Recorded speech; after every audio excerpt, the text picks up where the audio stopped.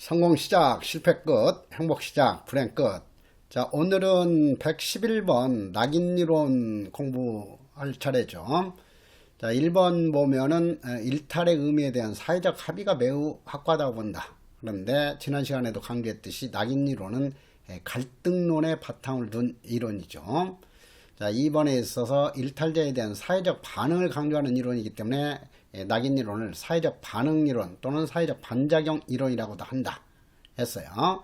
그래서 이것은 일탈자 개인적인 특성 연구에 초점을 맞추는 것이 아니라 사회적 반응에 초점을 두는 이론이다 하는 것.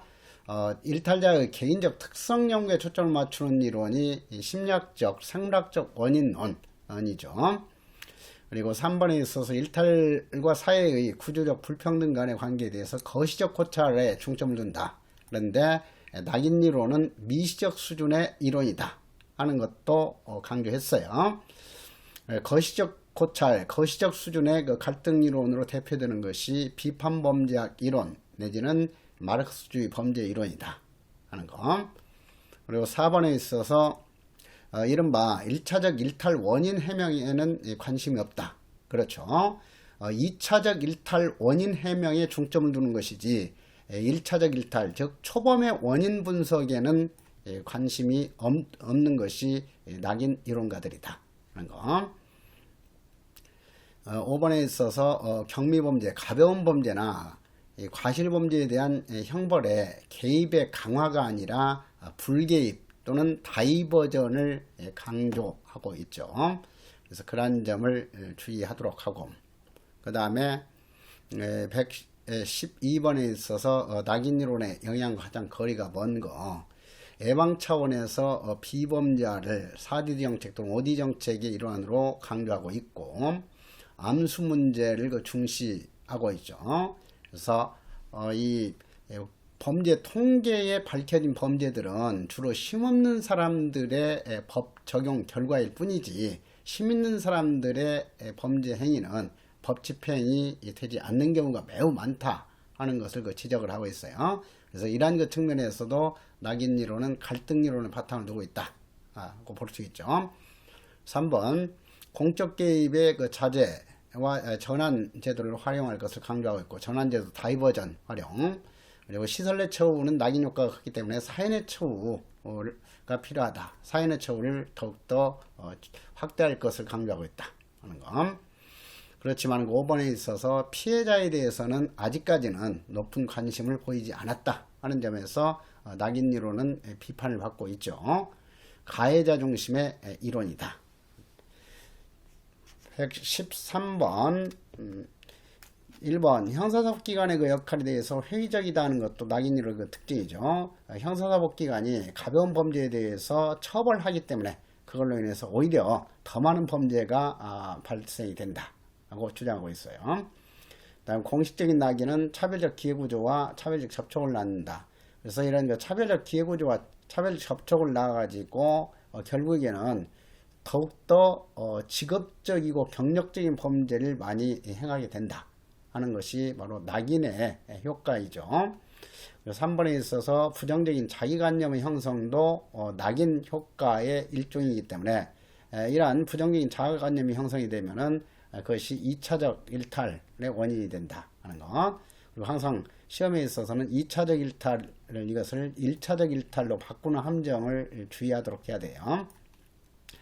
4번도 그러한 것 취지에서 교묘하게 함정 유도한 거죠. 1차적 일탈 설명에는 관심이 없고 2차적 일탈 방지에 중점을 두고 있다 하는 거죠. 그래서 이러한 그 내용들 항상 그 주의를 해야 되기 때문에 113번도 별표하나 해가지고 낙인 이론에 있어서는 1차적 일탈과 2차적 일탈을 구분하는 문제가 많이 출제될 것이다 하는 것을 대비를 해야 돼요.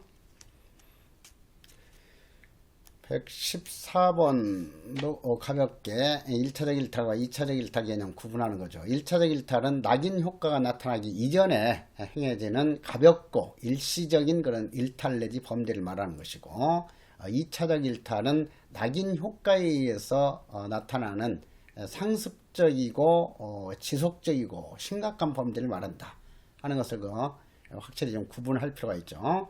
자, 그래서 기억처럼 유흥비 마련하기 위해서 이웃에서 그 지갑을 훔쳤다. 그래서 여러 가지 이 동기에 의해서 가볍고 일시적인 그런 거 범죄 행동을 하는 거, 이것이 바로 1차적 일탈이고, 그래서 1차적 일탈에 대해서 잘못된 그런 거 처벌이나 반응을 보이게 되면은 결국에는 이렇게 빈집털이처럼 지속적이고 심각한 범죄 행위를 하게 된다는 거죠. 그래서 이 기억은 1차적 일탈이고 미음, 빈집털이 범죄, 이것이 2차적 일탈이라고 할 수 있죠. 낙인이론가인 슈어는 피해자 없는 범죄 개념을 제시해 가지고 피해자 없는 범죄에 대한 비범죄를 매우 강조했다. 그래서 급진적 불기입주의를 주장한 대표적인 학자로서 기억해야 할 사람이 슈어다. 그리고 이번에 있어서 상징적 상호작용에 근거해서 자아정체감이 형성되고 자아정체감이 범죄에 중요한 영향을 미친다. 그래서 자아정체감이 범죄에 미치는 영향도 낙인이론가들은 중시하고 있다 했어요.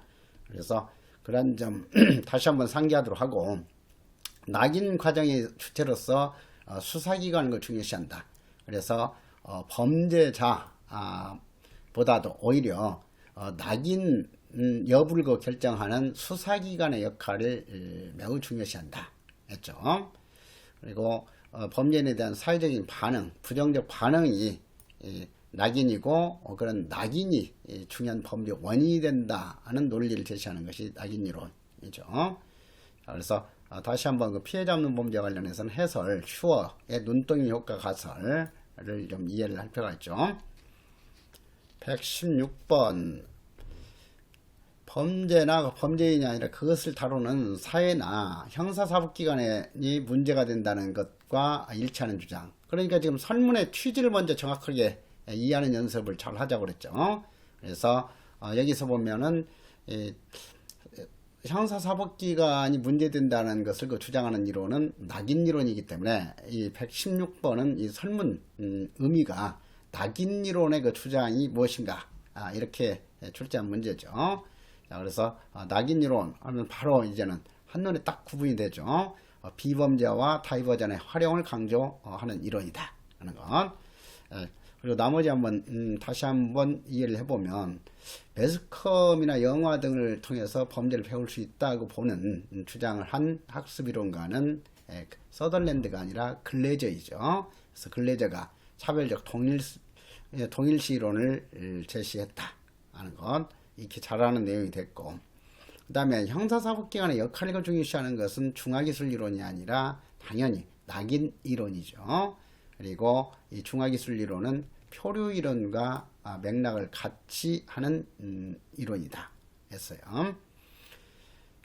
117번도 여기서 낙인이론을 다시 한번 좀 종합적으로 정리할 필요가 있죠. 그래서 별표 2개 해가지고 117번 중심으로 정리하도록 하자고요. 1번, 범죄는 일정한 행위 속성의 결과가 아니라 통제기관에 의해서 범죄로 규정된다고 한다. 그래서 이러한 관점이 상호작용주의적인 관점이다. 이렇게 이해했어요. 탄넨바움이 1차적 일탈과 2차적 일탈을 구분한 것이 아니라, 탄넨바움은 악의 극화 개념을 제시했고 1차적 일탈 개념과 2차적 일탈 개념을 제시한 사람은 누구다? 레머트다. 확실히 기억이 되죠. 그리고 주지 이론을 주장한 사람이 바로 베커다. 그래서 베커는 동시적 모델을 비판하고 단계적 모델을 제시했다. 그리고 대표적인 저서가 아웃사이더스, 이방인이다 하는 거죠.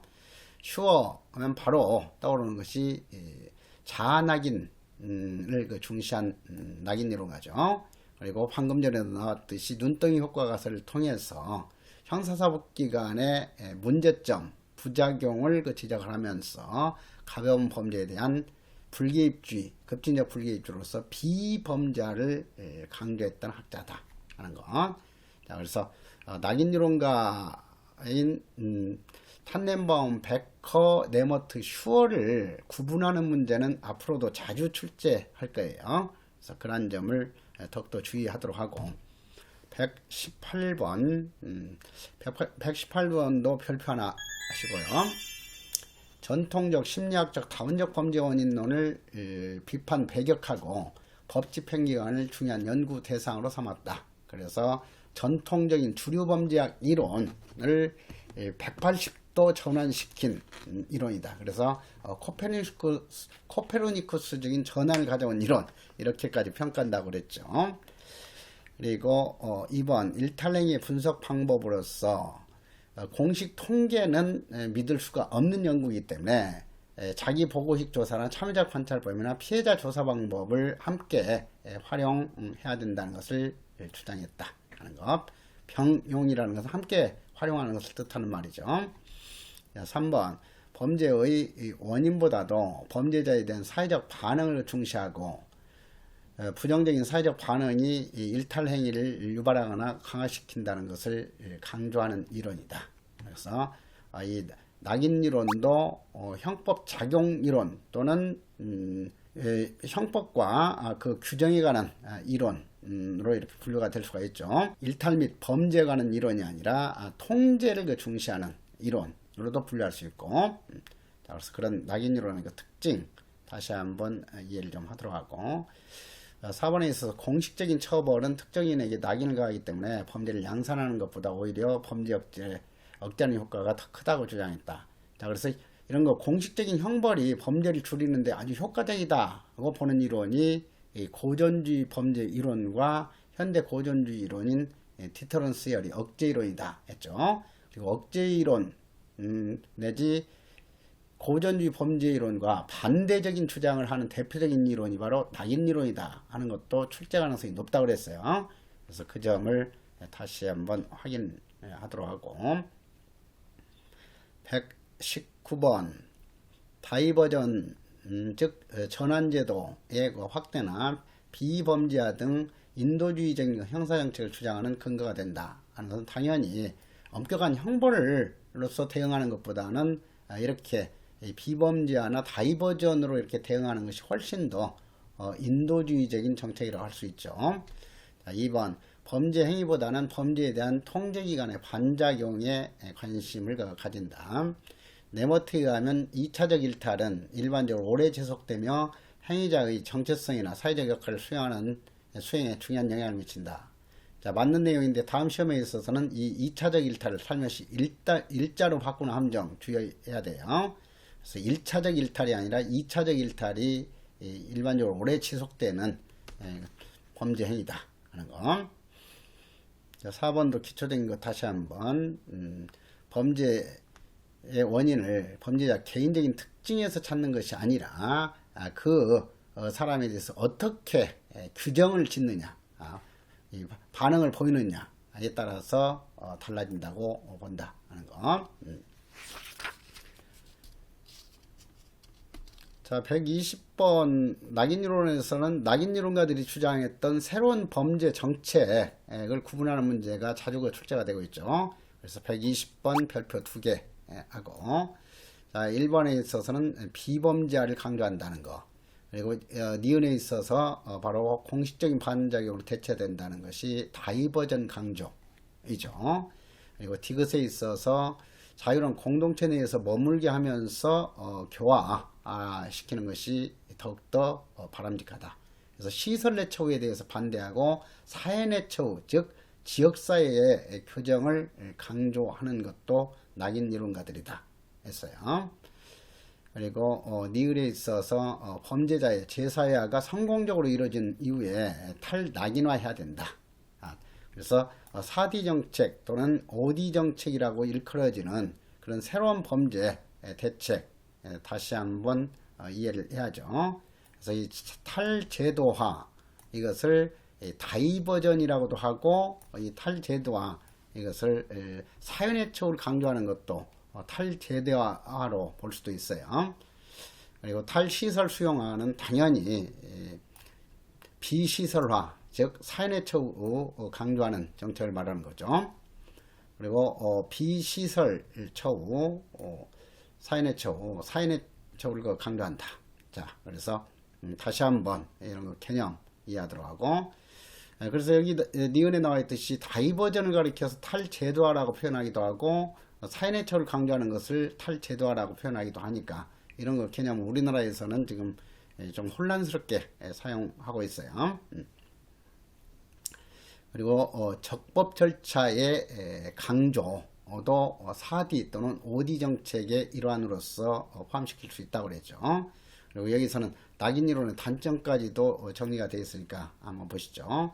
낙인이론은 인간의 그 사회적 반작용 없이 또 스스로 범죄자가 될 수 있는 점을 제대로 설명하지 못한다는 거, 그리고 초범의 원인을 제대로 설명하지 못한다 하는 것이 대표적인 그 단점이죠. 상습범, 재범의 원인은 잘 설명할 수 있어요. 그것은 낙인 효과 때문에 재범, 상습범이 나타나게 된다. 이렇게 설명하니까. 그리고 형법상 사회 통제기관을 너무 비판적으로 보고 있다. 그리고 이런 거 형벌을 통해서 교정시키는 것에 대해서도 부정적으로 보기 때문에 반교정주의적인 그런 입장이다 하는 것도 비판점으로 볼 수가 있죠.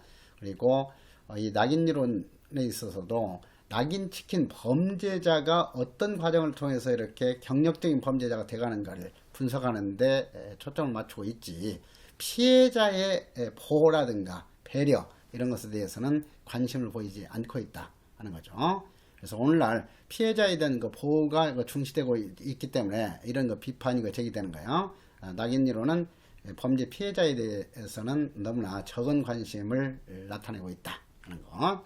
자, 그래서 그런 점을 확실하게 좀 구분하도록 하고, 121번도 기초적인 내용 다시 한번 강조했죠. 자, 그래서 낙인이론은 범죄 행위에 대한 처벌의 부정적인 효과에 주목한다. 범죄에 대한 처벌의 긍정적인 효과에 주목하는 이론보다 디터런스 시어리, 억제 이론 또는 고전주 이론이다. 이렇게 대비시켜서 이해를 하도록 하고, 통제 이론은 성악설의 바탕을 두고 있기 때문에 범죄의 동기는 대부분의 사람들이 다 지니고 있다. 이렇게 가정하고 있다는 거. 그리고 긴장이론에 대해서 다시 한번 또 출제했네요. 일반 긴장이론하고 전통적인 그 긴장이론, 그러니까 차이점. 전통적인 긴장이론은 하위문화 이론이나 머튼의 아놈 이론의 경우에는 계층에 따라서 범죄율이 달라지는 이유를 설명하는데 효과적인 주장이지만, 이 일반 긴장이론은 계층에 따라서 범죄율이 달라지는 이유는 설명할 수 없고, 개개인에 따라서 어떻게 범죄를 범하게 되는가를 설명하는 데는 유용하다. 그래서 일반 긴장이론은 긴장이론 중에서 유일하게 미시적 수준의 긴장이론이다 하는 거였죠. 사회해체이론, 생태학적 범죄이론은 지역사회의 안정성과 주민의 전출입, 주민의 전출입이 심한 거, 이것이 이동성이 크다 하고 이렇게 표현하기도 했죠. 그리고 지역사회의 비공식적인 통제력이 약화가 범죄를 야기시키는 요인이 된다 하는 것을 강조하고 있고, 자, 그래서 다시 한번 지난 시간에 공부했던 내용들 복습하도록 하고, 122번 이것은 전형적으로 낙인이론에서 자주 출제되는 내용이기 때문에 별표 3개 하도록 하세요. 그래서 다시 한번 대표적인 낙인이론가 슈어, 베커, 그리고 레머트, 최초로 낙인이론을 주장했던 또 한 사람 학자가 있으니 그가 누구죠? 탄넨바움. 그래서 다시 한번 탄넨바움은 악의 극화 개념을 통해서 상습범화 과정을 설명을 했다. 레머트는 1차적 일탈과 2차적 일탈 개념을 통해서 상습범화 과정을 설명을 했고, 베커는 대표주의 또는 주주의 개념을 통해서 상습범화 과정을 설명했다는 것이 핵심적인 특징이죠. 그리고 슈어는 자낙인의 역할을 강조했다 하는 것. 그래서 그러한 그 특징들 전제로 하면서 1번 보시면, 슈어는 2차적 일탈로의 그 발전은 전형적인 것이 아니고 사회적 반응에 대한 개인의 적응 노력에 따라서 달라질 수 있다고 주장했다 하는 것이 슈어의 핵심적인 또 특징이었어요. 그래서 슈어는 낙인 효과가 그냥 일률적으로 기계적으로 나타나는 것이 아니라 그것에 대해서 잘 방어하고 극복하면은 외부적인 낙인이 가해진다 하더라도 낙인의 부작용은 나타나지 않을 수도 있다 하는 것을 강조하고 있죠. 그래서 슈어는 바로 낙인 효과가 나타나는 과정을 협상 과정에 비유하는 특징을 보이고 있다 했어요. 그 다음에 베커는 아웃사이더스 이방인들이라는 그 저서를 통해서 상징적 상호 작용론적 관점에서 범죄 이론을 그 제시를 했고, 그리고 이 갈등론적인 그 관점에서도 낙인의 차별성을 그 중시했다 했죠.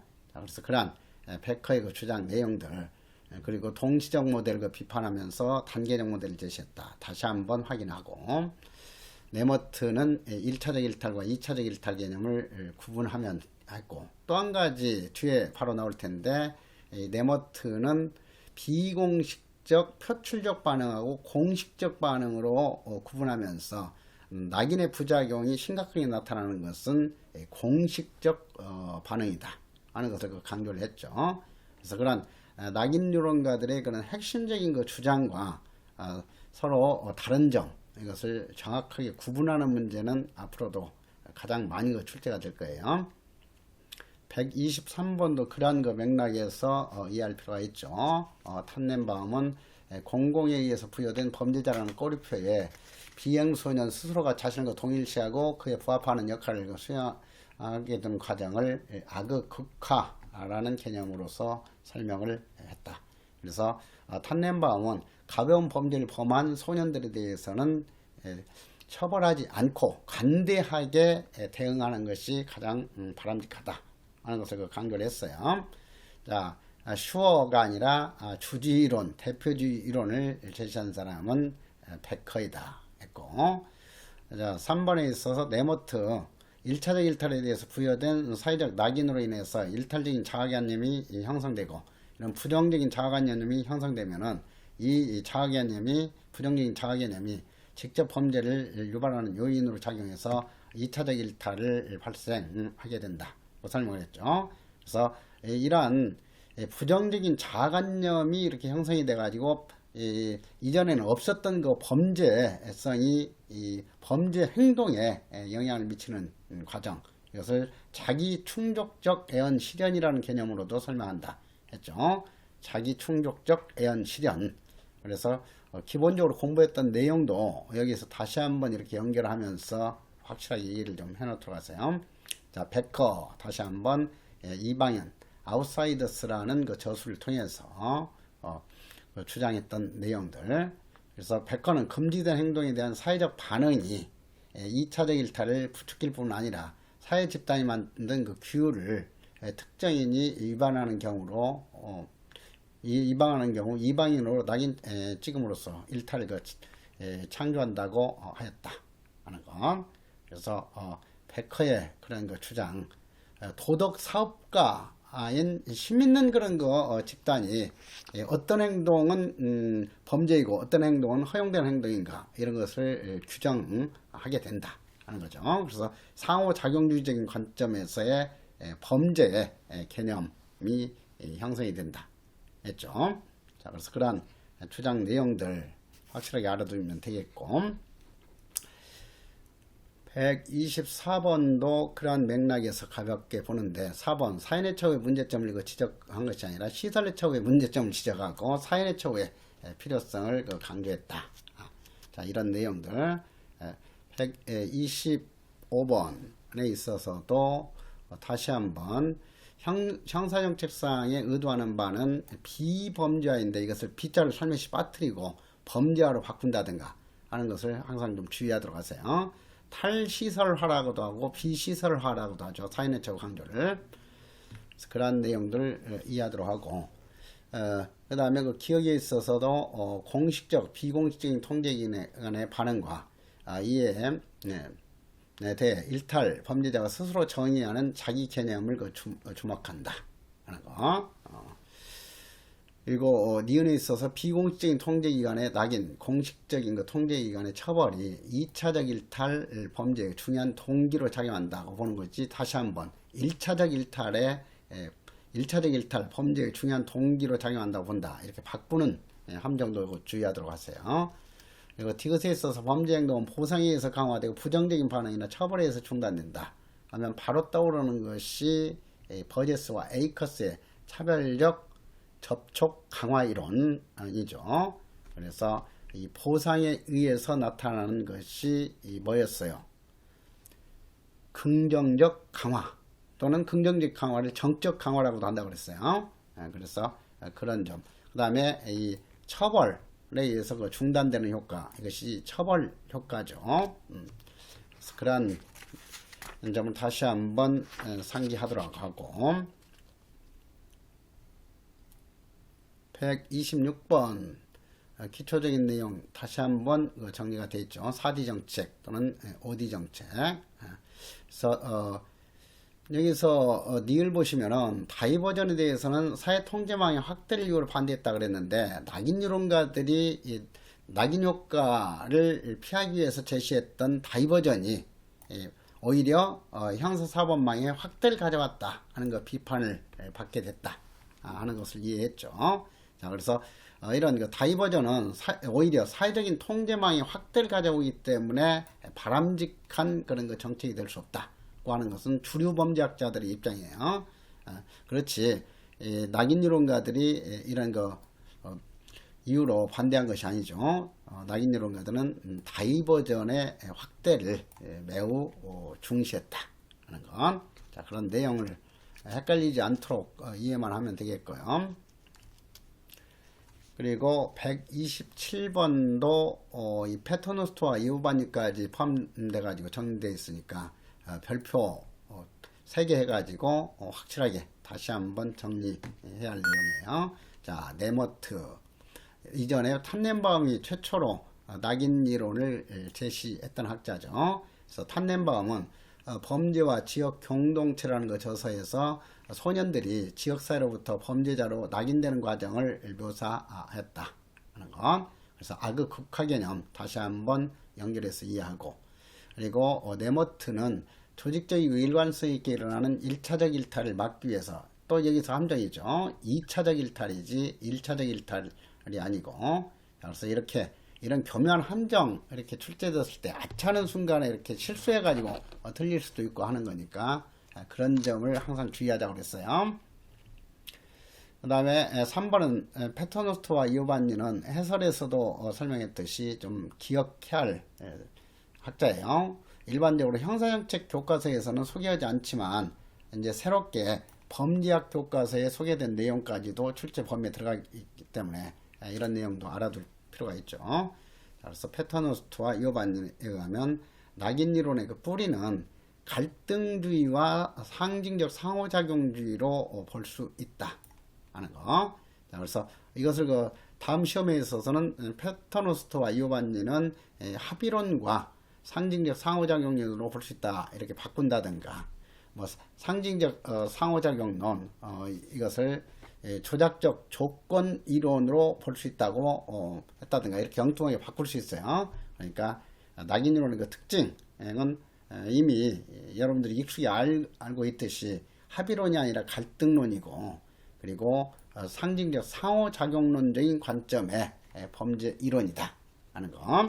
자, 그래서 그 점 다시 한번 확인하면서 패터노스트는 주의 특성 가설과 2차적 이탈 가설을 통해서 1970년대 후반 이후 학계로부터 주목받지 못하게 된 그 낙인율을 부활시키는데 큰 기여를 했다 하는 것을 확실하게 좀 기억하도록 하세요. 그래서 깊이 있게 출제하기보다는 패터노스트와 이오반니가 낙인 이론의 발전에 큰 기여를 했다 하는 것을 가지고 또 반복해서 출제될 수 있어요.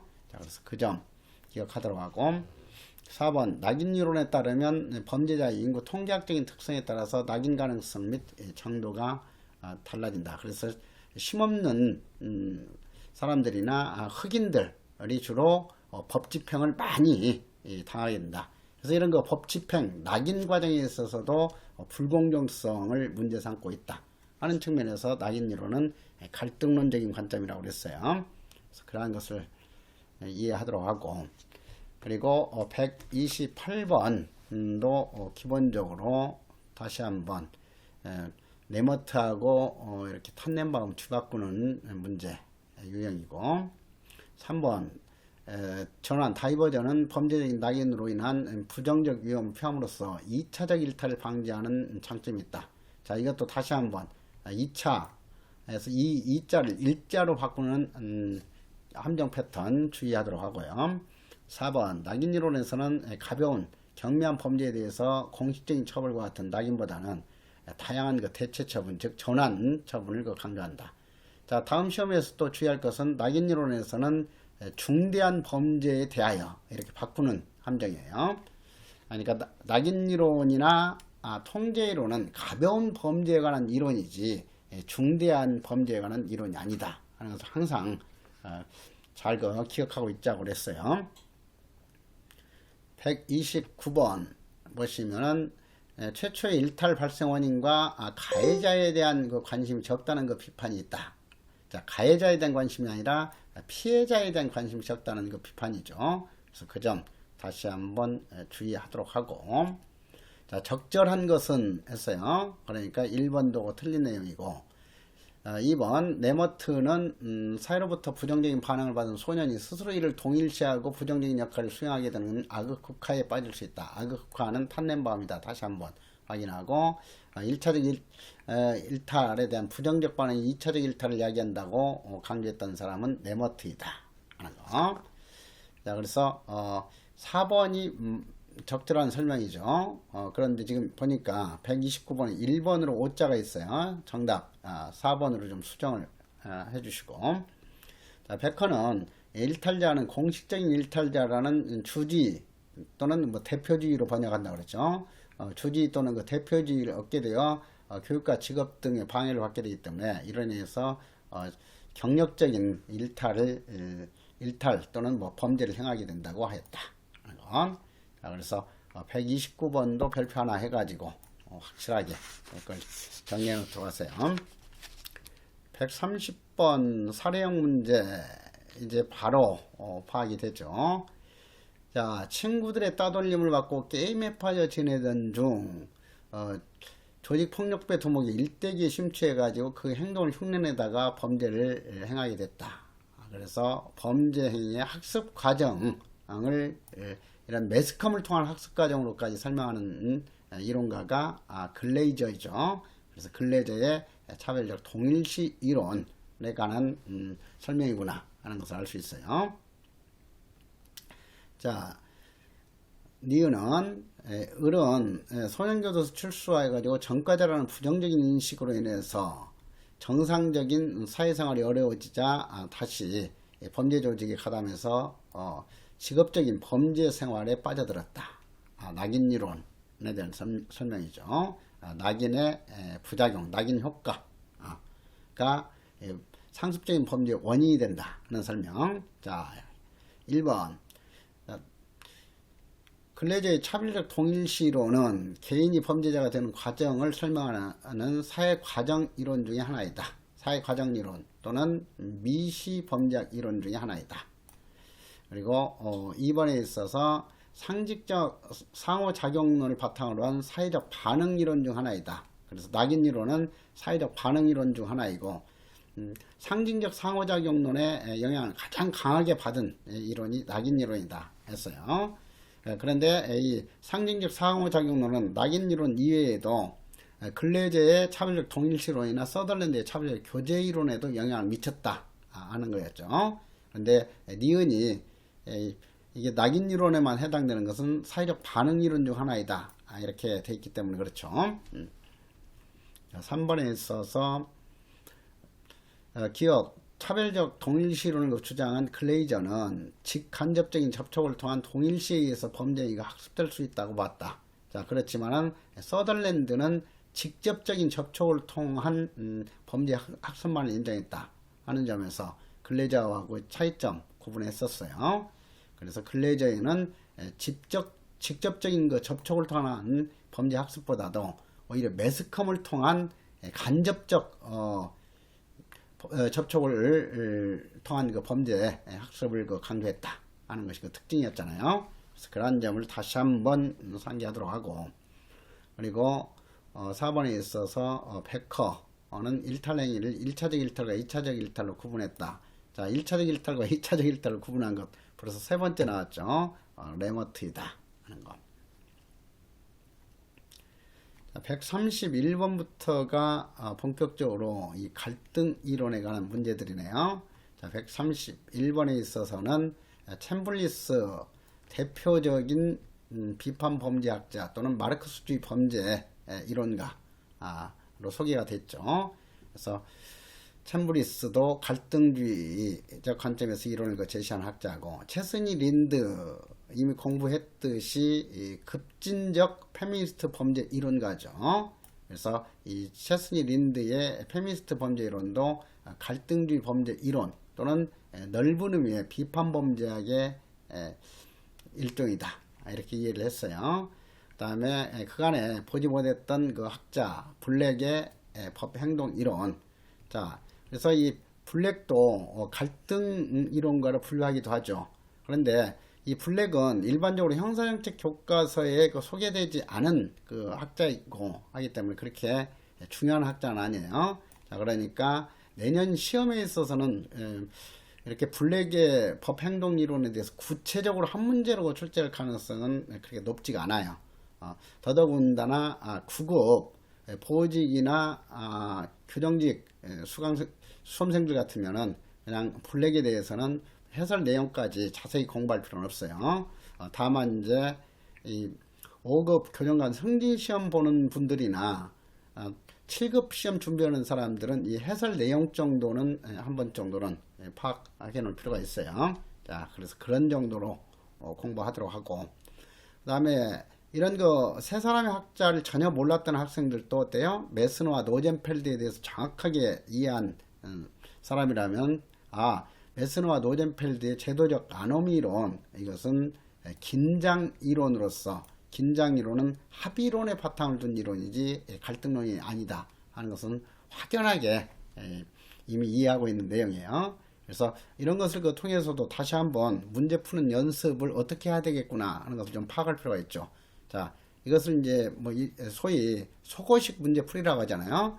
그래서 시험장 들어갔을 때 그간에 소리했던 내용이나 아니면 전혀 공부하지 않았던 어떤 내용이 어떤 선지에 들어있을 때는 그 선지는 일단 제껴놓고 나머지 익숙하게 공부했던 그런 선지 중에서 옳고 그른 것을 판단하는 연습을 좀 할 필요가 있어요. 그러니까 131번 같은 경우도 그런 연습이 되어 있던 수험생이라면 이런 내용이 나왔을 때 당황하지 않고, 메스너와 노젠펠드 익숙하게 공부했지 해가지고 합의론을 바탕을 둔 긴장이론가다 하는 것이 파악이 된다면, 이 샘블리스 체스니 린드 블랙이 모른다고 하더라도 정답은 쉽게 가려지는 거예요. 자, 그래서 앞으로도 여러분들 그 시험장 들어갔을 때는 만점 방지용 문제로서 한 문제 내지 그 두 문제 정도는 전혀 이렇게 공부 범위 밖에 있는 내용이 출제가 될 수도 있고 그래요. 그럴 때도 그것 자체로 딱 그 부딪히자마자 멘붕을 느끼는 수험생들이 많은데, 그러면 이제 그 시험은 실패하는 거예요. 왜냐하면 한번 멘붕에 빠지면 그 다음 문제들 몇 문제도 이렇게 아차면 실수를 하게 되고 그렇잖아요. 그러니까 이런 것 그간에 공부하지 않았던 내용 등이 이렇게 출제됐다고 하더라도 침착하게 그냥 싱긋 웃으면서 많은 수험생들이 멘붕에 빠져달라 이렇게 생각하면서 침착하게 이렇게 속어식으로 문제를 푸는 연습, 이런 것을 좀 해볼 필요가 있죠.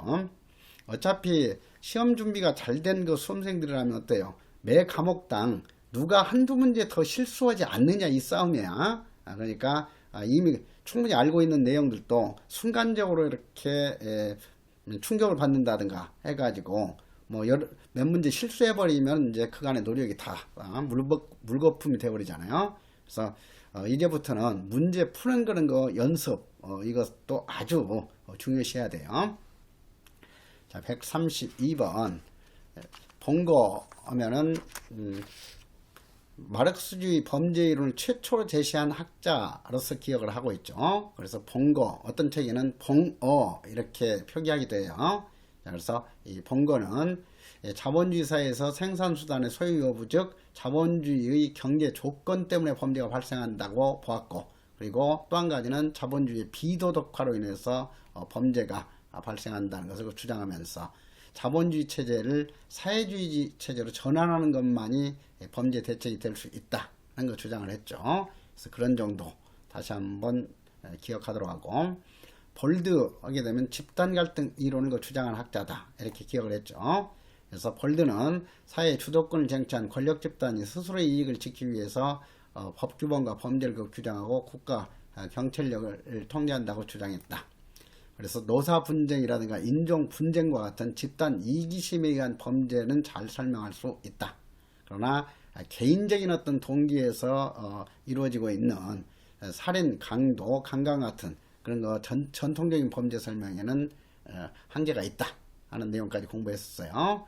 그리고 셀린 바로 떠오를 것이 문화 갈등 이론 또는 규범 갈등 이론을 주장한 학자고, 셀린은 1차적 문화 갈등과 2차적 문화 갈등 개념을 제시했다. 그래서 1차적 문화 갈등하고 2차적 문화 갈등을 뒤바꾸는 문제가 주로 출제가 된다고 그랬어요. 그래서 1차적 문화 갈등은 이질적인 문화가 수평적으로 이렇게 충돌해서 나타나는 갈등이다. 그래서 이민과 범죄를 잘 설명할 수 있는 개념이 1차적 문화 갈등. 그리고 하나의 그 문화였는데 세월이 흐르면서 여러 개의 하위 문화로 이렇게 분화되면서 주류 문화와 하위 문화 사이에 나타나는 갈등, 이것이 2차적 문화 갈등이고, 2차적 문화 갈등을 수직적 문화 갈등이라고도 한다. 그리고 1차적 문화 갈등이건 2차적 문화 갈등이건 심리적 갈등을 유발해 가지고 범죄를 유발하게 된다 했죠. 그래서 문화 갈등 내지 규범 갈등을 범죄의 원인으로 보는 전통적인 갈등 이론가가 셀린이다 했어요. 그리고 셀린의 그 제자였던 밀러가 하층계급 문화 이론을 통해서 특히 이 주류 문화와 하위 문화 사이의 어떤 그 갈등 문제를 강조했기 때문에 이 밀러는 2차적 문화 갈등을 특히 중시했던 학자다. 이렇게 연결해서 공부했죠. 그리고 더 나아가서는 페라쿠티와 울프강의 폭력 하위 문화 이론도 2차적 문화 갈등을 강조하는 이론으로도 설명할 수 있어요. 그래서 그러한 내용들을 다시 한번 총복습하고, 그 다음에 챔블리스는 범죄를 지배적 범죄와 정적 범죄로 구분했다 했는데, 이것도 학자 바꿔치기식 문제죠. 자본주의 체제에서의 범죄의 유형 분류를 한 대표적인 학자로서 기억이 할 사람이 누구였어요? 퀸이잖아. 그래서 퀸이 매우 강조했죠. 그래서 퀸이는 자본주의 체제 하에서의 범죄의 유형을 크게 자본가 계급에 의한 범죄로서 지배와 억압부 범죄를 제시했고, 지배와 억압부 범죄는 세 가지 유형이 있다. 바로 떠올려야 돼. 정부 범죄, 경제 범죄, 통제 범죄 세 가지. 그리고 자본가 계급의 범죄가 아니라 노동자 계급에 의한 범죄는 두 가지죠. 그것이 저항 범죄와 적응 범죄였어요. 그래서 이런 그 내용들 확실하게 다시 한번 132번에서 정리하도록 하기 위해서 별표 3개 하도록 하세요. 133번 보시면은 볼드 등의 집단 갈등 이론에 따르면 범죄란 집단 이익의 갈등이나 국가 권력을 이용하고자 하는 집단 간의 투쟁의 산물이다. 그래서 볼드는 보통 보수적 갈등 이론가로도 분류를 하고 있지만은 이렇게 비판 범죄학이나 급진적 범죄 이론가들과 함께 출제하기도 하니까 그런 것은 좀 주의할 필요가 있어요. 그 다음에 퀸이 대표적인 마르크스주의 범죄 이론가, 비판 범죄학자죠. 그래서 그는 급진적인 갈등 이론을 주장을 했고, 이에 따르면 자본주의 사회의 붕괴와 사회주의 건설을 통해서 범죄 문제를 해결할 수 있다고 봤다는 거. 그래서 이 봉고 이후에 이런 마르크스주의 범죄 이론가들은 범죄의 근본적인 대책으로 사회주의 체제의 건설을 주장을 했다. 그래서 이러한 급진적 갈등 이론가들의 그 주장은 너무나 이렇게 이상적인 그런 거 주장이다. 이렇게 볼 수도 있고, 따라서 구체적이고 세부적인 거 대책을 제시하지 못한다 하는 거 비판을 받고 있다 하는 것도 중요한 내용이었어요. 3번 테일러 등에서 테일러 등 이렇게 한 것은 테일러 월튼 영이 최초로 체계적인 비판 범죄학 이론을 제시를 했었죠.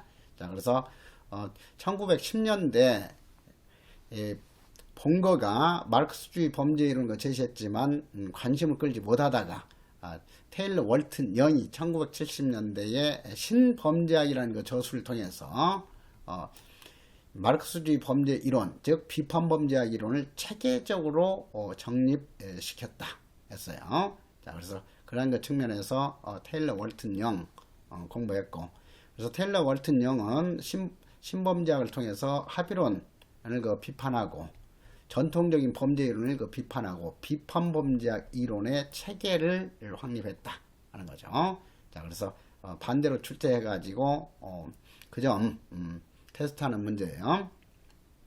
자, 4번 비판 범죄학은 연구의 초점을 일탈자 개인으로부터 자본주의 체제로 전환시켜가지고 가장 거시적인 수준의 연구를 행하게 됐다 하는 것이 특징이었죠.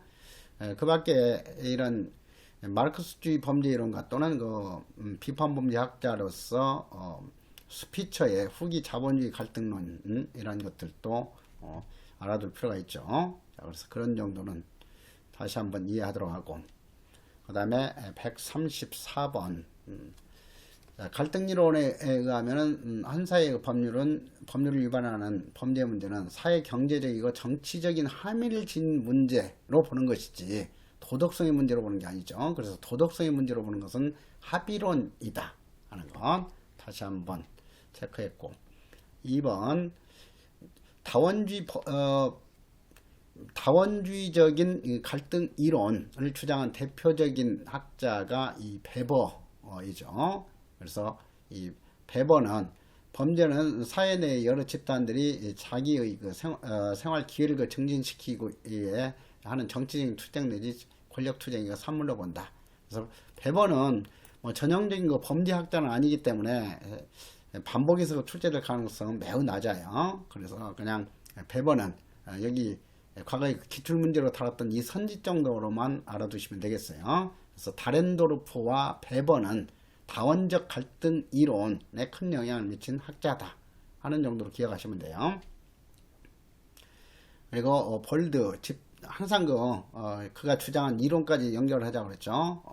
집단 갈등 이론을 주장한 볼드는 범죄를 법제정 과정에 참여하여 자기의 이익을 반영하지 못한 집단의 구성원이 일상생활 속에서 법을 위반하며 자기 이익을 추구하는 행위로 본다 하는 것. 그래서 집단 갈등 이론을 주장한 볼드 다시 한번 기억했고, 셀린 아까 강조했죠. 셀린은 전체 사회 규범과 개별 집단 사이의 규범 사이에 그 갈등이 존재하고 개인도 이러한 그 종류의 갈등이 내변화됨으로써 인격 해체가 이루어지고 범죄 원인으로서 작용하게 된다. 그래서 문화 갈등, 규범 갈등이 범죄의 중요한 원인이 된다는 것을 강조했던 학자 셀린.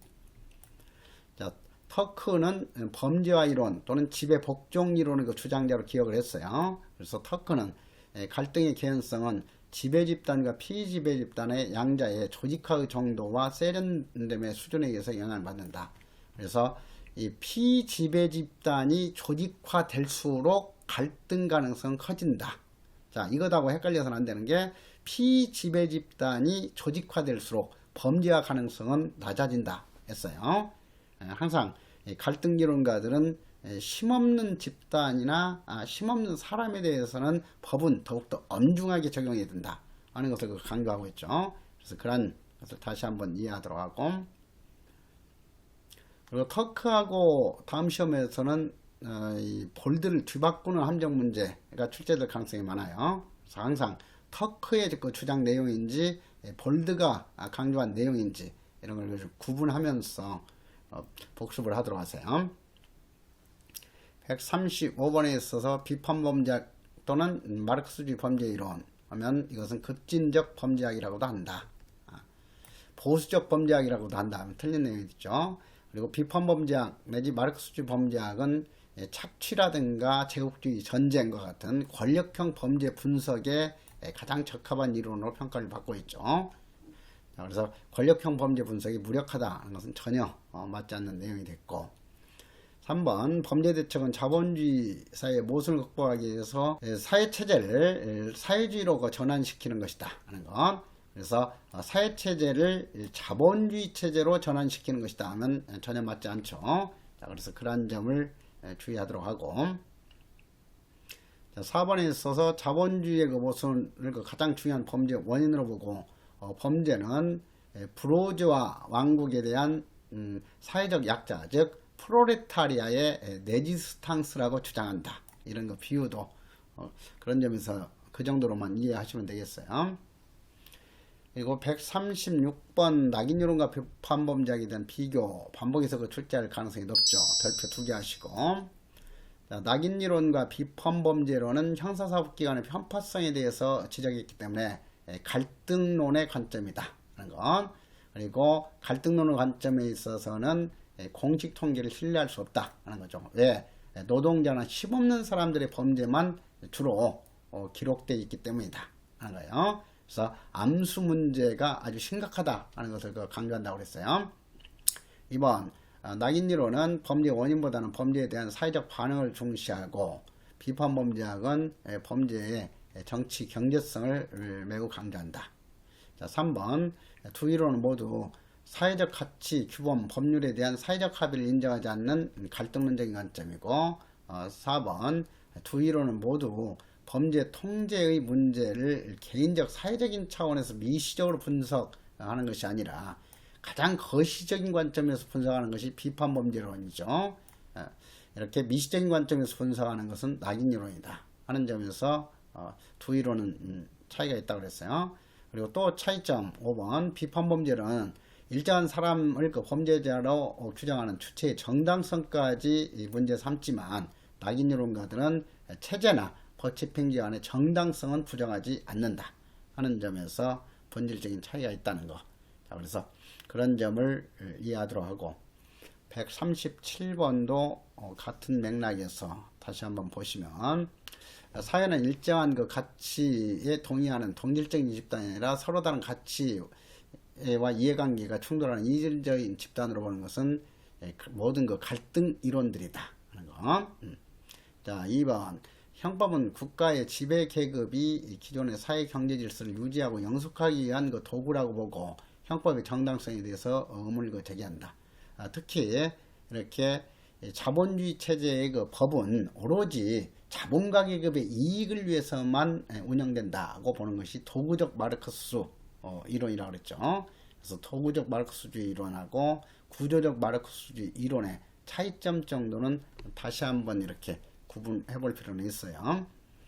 자, 3번 범죄 원인을 개인의 반사회성에서 찾는 종래의 범죄 원인론을 비판하기 때문에 비판범죄학이라 하고, 또 한 가지 비판하는 것은 자본주의 체제의 문제를 비판하고 있죠. 자, 그래서 비판범죄학이라는 용어의 유래에 대해서도 강조해서 설명을 했었어요.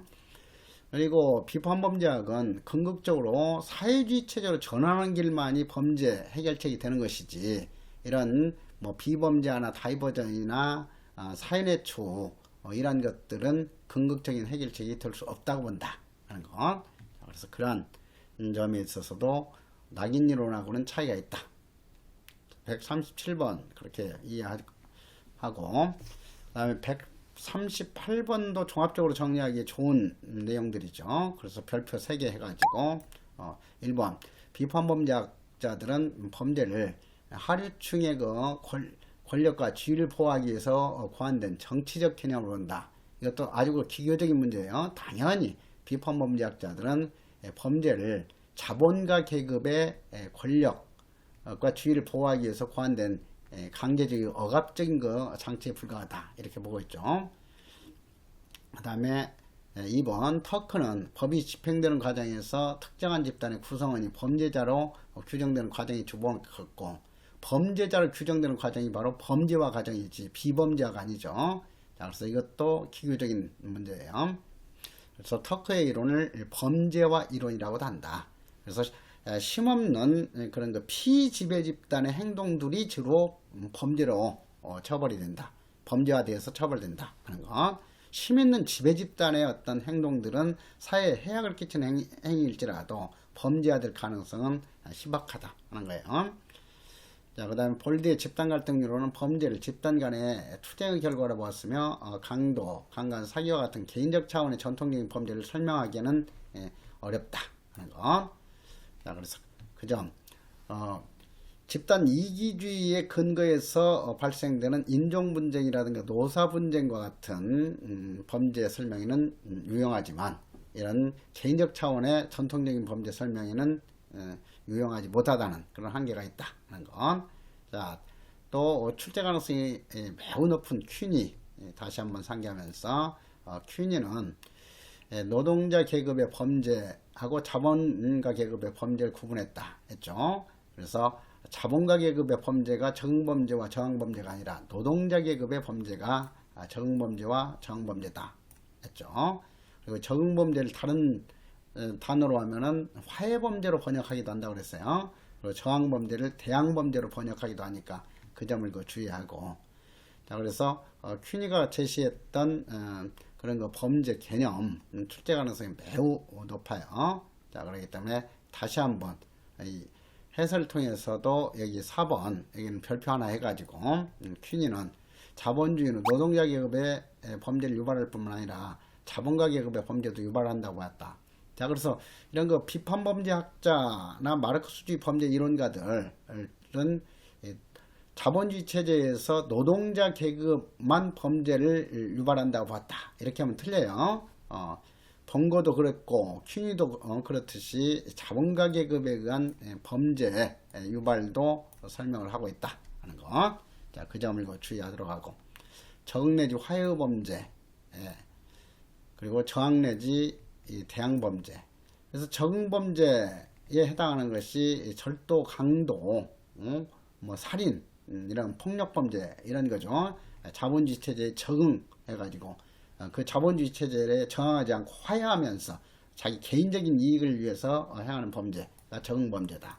그리고 사회주의 체제로 전환하기 위해서 대항하는 행위가 저항 범죄 또는 대항 범죄죠. 그래서 항상 이런 거 대항 범죄 유형하고 적응 범죄 유형을 뒤바꿔서 또 연결하는 함정 문제가 여러 번 출제됐고 앞으로도 가끔 출제가 될 내용이에요. 그래서 그 점 주의하고, 그 다음에 지배와 억압 범죄는 기업 내지 경제 범죄와 통제 범죄, 정부 범죄가 있다 하는 것. 정부 범죄를 정치 범죄로 바꾸는 함정도 주의하세요. 그런 점을 다시 한번 주의하고, 터크에 대해서도 중요한 내용 여기서 설명하고 있으니까 여기에서 정리된 내용은 반드시 확실하게 알아둘 그런 사항들이에요. 그래서 그 점 다시 한번 보는데, 여기서도 터크는 현실의 법이 지배집단의 행동 규범 및 문화규범과 일치할수록 법 집행 가능성이 커진다고 봤지, 법 집행 가능성이 작아진다고 봤다가 아니에요. 그래서 이 크다 작다도 잘 바꾸죠.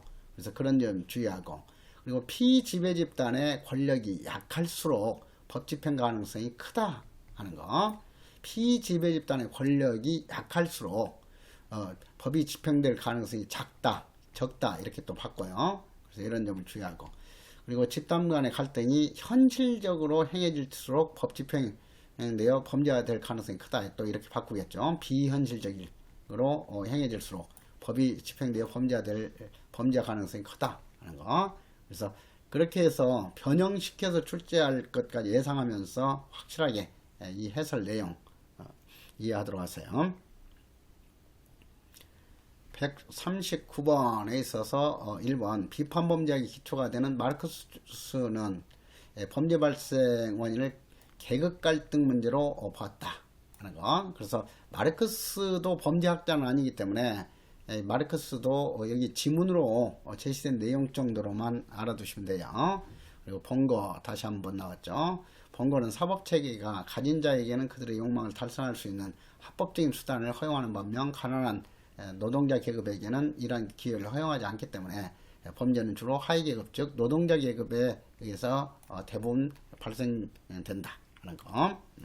그렇지만은 자본가 계급에 의한 범죄도 설명된다 하고 했죠. 자, 퀸이는 경제 계급론을 바탕으로 한 대표적인 비판범죄학자다. 그런데 경제 계급론을 부정했다. 이렇게 엉뚱하게 틀린 선지를 제시했죠.